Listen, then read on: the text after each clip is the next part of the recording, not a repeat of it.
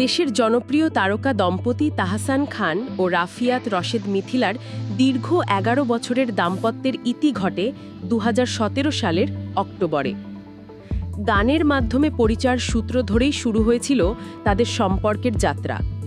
এরপর ২০০৬ সালের ৩ অগস্ট বিবাহ বন্ধনে আবদ্ধ হন তারা। এই জুটির রয়েছে একমাত্র কন্যা সন্তান আইরা পেহেরিম খান। সম্প্রতি এক পডকাস্টে বেশ খোলামেলা কথা বলতে দেখা গেল মিথিলাকে। সেখানে উঠে আসে তার বিচ্ছেদ পরবর্তী জীবনের নানা কথা। এদিকে অভিনয়ের পাশাপাশি নানা সামাজিক কাজ নিয়েও ব্যস্ততা তার, কিন্তু ব্যক্তি জীবনের কোনো প্রভাব কর্মক্ষেত্রে যেন ফেলতেই দেননি এই অভিনেত্রী। তবে তাহসানের সঙ্গে বিচ্ছেদের পর কঠিন সময়ের মাঝেই কেটেছে মিথিলার। সেই পডকাস্টে মিথিলা বলেন, যে কোনো বিচ্ছেদ সহজ নয়, খুবই কঠিন। তখন আমি খুবই ইয়াং মাদার, সঙ্গে ১ বছরের বাচ্চা। আমি যে ভালো মন্দ বিচার করব, কোনো সিদ্ধান্ত নিব, তখন আমারও এটা নিয়ে ভাবার কোনো শক্তি ছিল না। আর আমি জীবনটা একরকম ভেবে এসেছি, তখন দেখি হঠাৎ করে জীবনটা সম্পূর্ণভাবে পরিবর্তিত হয়ে গেছে। আমি আমার শ্বশুরবাড়ির মানুষদের সঙ্গে থেকেছি, যাকে আমার ভবিষ্যৎ মনে করেছি, পরে বুঝলাম সেই জায়গাটা আমার ভবিষ্যৎ না। মূলত সিঙ্গেল মাদার হিসেবে এই পথচলাই কঠিন ছিল মিথিলার কাছে।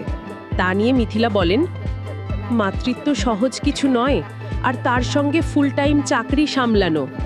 আমি ব্লেসড যে আমি যেখানে কাজ করেছি সেখানে ডে কেয়ার রয়েছে।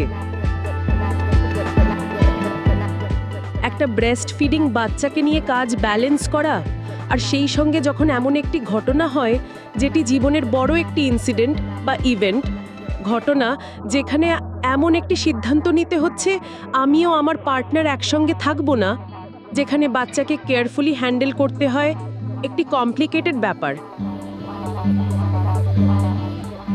মিথিলা বলেন, যখন আমার বিচ্ছেদ ঘটে তখন আইরার বয়স ১-১.৫ বছর, মানে ও খুব ছোট ছিল। তখন আমাদের পাবলিসিটি, সমাজ, ফ্যামিলি সবার ইনভলভমেন্ট, এটা সেটা কিভাবে হ্যান্ডেল করব সেটাই চ্যালেঞ্জিং ছিল। আর এটাই ভাবতে হতো এখন আমাকে এই বাচ্চাকে একা মানুষ করতে হবে, যেটা ছিল একটা কঠিন সময়। তবে তিনি এও জানান, এই সময়টাই তিনি একেবারে একা ছিলেন না। তার পরিবার ও কন্যার বাবার সহযোগিতা ছিল পাশে। মিথিলার কথায়, আমার মেয়ে বড় হয়েছে এমন জায়গায় যেখানে আমার মা, বাবা, ভাই, বোন সবাই রয়েছে, একটি জয়েন্ট ফ্যামিলিতে। আর ওর বাবার সাথেও ওর খুব ভালো সম্পর্ক রয়েছে।